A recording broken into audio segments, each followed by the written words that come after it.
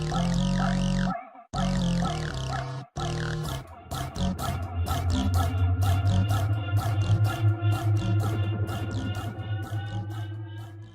we're going over weapon fusions.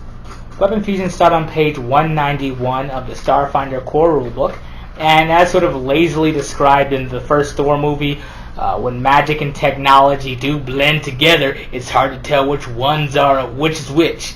Weapon fusions, they are magical for overcoming damage reduction, and weapon fusions, they imbue mundane items with the essence of magic, such as if you do have an auto-target rifle or a stun baton. This does imbue that with, say, the called property, where it always is summoned back to you if it's within 100 feet of you, or it has a defiant property where it's harder to be disarmed whether you're panicked or unconscious or what have you.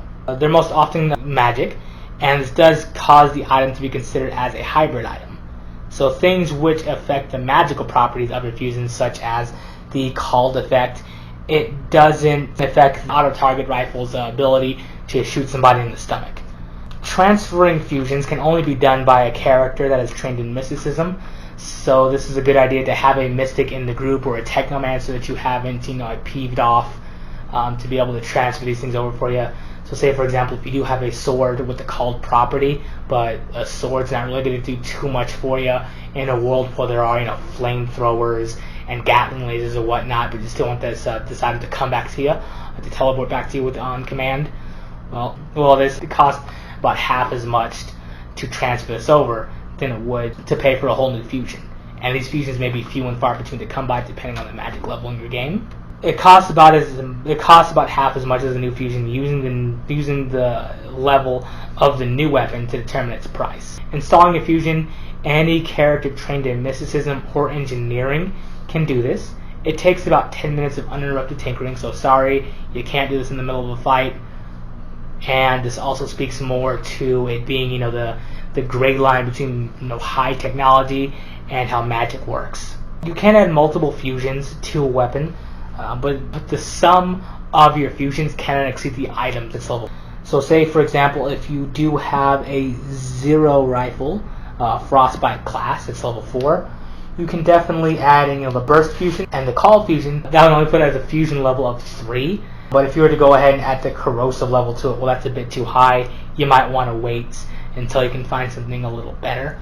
And this can be, role played as, the magic, it'll overtake the weapon, or it'll cause it to overcharge, or what have you. So item level is important to consider, but they can be transferred over. So like if you do have a really cool fusion that you're able to find in some crypt somewhere or something like that, you would be able to hold on to that for later. A few of my favorites here, if you do want to use, are the Defiance property. As mentioned before, a weapon with the Defiant fusion resists efforts to be removed from its wielder. So if you're wielding a weapon when you're knocked unconscious, panicked, or stunned, it stays in your hand. You also gain a bonus to your KC against combat maneuvers to disarm the weapon, equal to 1/5 the item's level, minimum of 1. There's no reason why I would say that your DM wouldn't allow you to increase this as the more powerful item you receive. DMs, if you are having a hard time introducing magic into your world, definitely item fusions would be a good way to go to put a little bit of the spark of the divine or spark of magic into your world. I hope you use weapon fusions to great effect in your game. Please leave a comment down below if there's anything that you feel that we missed. Thanks for watching 20 Sided Night, and have a good day.